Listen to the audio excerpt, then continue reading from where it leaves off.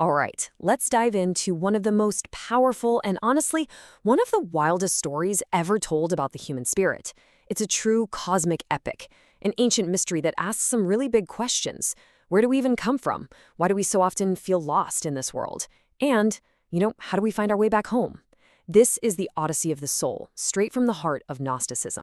To really get Gnosticism, you don't start with some complicated textbook philosophy. Nope. You start with a feeling, a really deep, unsettling feeling that I bet a lot of us have had at some point. That sense that you're a stranger in a strange land, that this world, exactly as it is, just isn't quite your true home. It's this profound, gut-level sensation of being in exile, kind of lost in a maze you didn't build. And this is not some new, modern angst. Just listen to this ancient lament from the Mandaean texts. These are sacred writings from one of the very last surviving Gnostic traditions. It's like a cry from the soul itself, asking, who brought me to this malignant darkness? It's that deep sense of cosmic displacement, of suffering in a world that just feels, well, alien and wrong. This cry, this is the absolute heart of the Gnostic experience.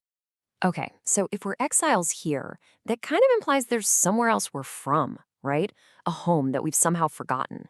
For the Gnostics, that home had a name, the Pleroma. Just try to imagine our true origin. Way before the Big Bang, before matter even existed, there was only the Pleroma, which literally means the fullness. It was this perfect, harmonious reality of pure light, all flowing from a true transcendent God, a God that's way beyond any description we could come up with. And our innermost self, what the Gnostics called our divine spark, it comes directly from this place. This is our real home. So if our home is this amazing realm of pure light, how on earth did we end up here? In this world of darkness and suffering? Well, according to the Gnostic myth, it was all because of a cosmic catastrophe, basically an accident, that led to our world being created by a flawed lesser god. So meet the antagonist of our story, the Demiurge. The name means artisan or craftsman. Now, he's not evil in the way we usually think of it. His biggest problem is just ignorance. He's totally cut off from the true light of the Pleroma, so he builds our material universe as this flawed, kind of shoddy copy of the real spiritual realm. And in his arrogance, he looks at his creation and declares, I'm God, and there is no other. And this contrast you see here, this is the central conflict of the entire Gnostic story. On one side, you've got the true, transcendent God of the Pleroma, the unknown Father. On the other side, you've got the Demiurge, the ignorant architect of our material world. One is pure perfection and spirit, the other is total imperfection and matter. And our divine spark, it's trapped in the creation of the second God.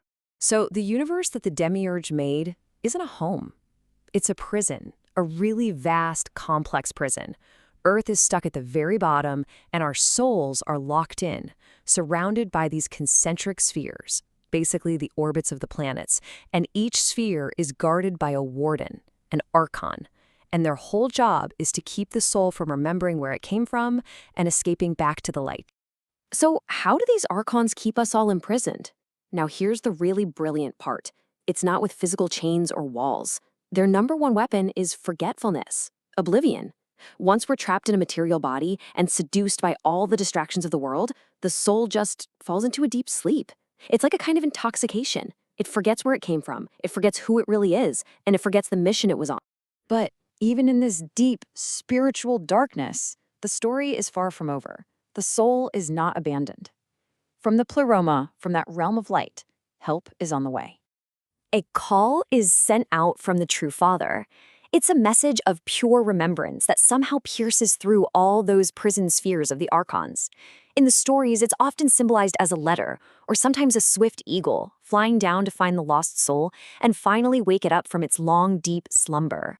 One of the most beautiful Gnostic poems is called The Hymn of the Pearl, and it captures this exact moment perfectly. The letter arrives and it says, "Awaken and arise from your sleep. Remember that you were the son of kings." What a powerful call to action.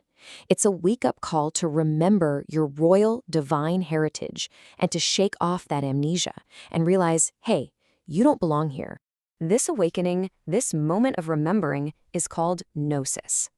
But it's really important to understand, Gnosis isn't just information you can look up. It's not a creed you memorize for a test. It is a direct, intuitive, and deeply personal revelation. It's the kind of knowledge that liberates you, the knowledge of who you really are, where you came from, and how to get back. This knowledge is salvation.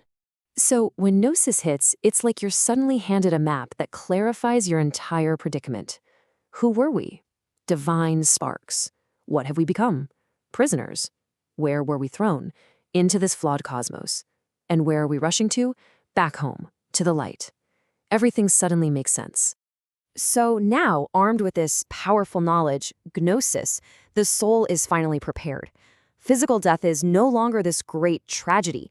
Instead, it becomes the beginning of the journey home. It is the great escape.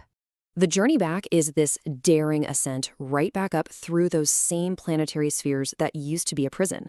At each gate, the soul has to confront the archon who rules it. But now it has the password. It has Gnosis. And by proving its knowledge, it gets to shed the worldly passions and negative traits that were slapped onto it on the way down. Things like greed, envy, anger. With every sphere it passes, the soul gets lighter and purer, casting off these foreign garments of the cosmos. And after passing through all those material spheres, the soul arrives at the very border of the Pleroma. And there, it experiences the absolute climax of the entire journey. It meets its celestial twin, its perfect spiritual counterpart that never fell into the darkness in the first place. This is the grand reunion with its true archetypal self. The exile is finally whole again. And in that beautiful moment of reunion, the Odyssey ends. The reunified soul crosses that final threshold and just dissolves back into the Pleroma.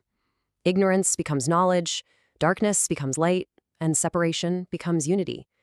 The exile is finally home. I mean, that is an incredible, dramatic story. But it's way more than just some ancient fantasy. The reason this myth has stuck around for 2,000 years is because it speaks to a really timeless and very real part of the human condition. You know that feeling of being thrown into an indifferent, sometimes meaningless universe? Well, that's a cornerstone of modern existential thought. Gnostic ideas, in a way, echo all over our modern search for meaning. That concept of Gnosis itself, that sudden flash of intuitive self-knowledge, it really resonates with modern psychology's focus on self-realization and finding our most authentic self. It's all connected. So I'll just leave you with this final thought. We tend to treat that feeling of alienation, of not quite fitting in, as some kind of problem we need to solve or a flaw we need to fix in ourselves. But what if the Gnostics were onto something? What if that persistent feeling of not belonging isn't a sign that something's wrong with you, but that it's actually a faint, sacred echo? A memory of a distant home you've long forgotten?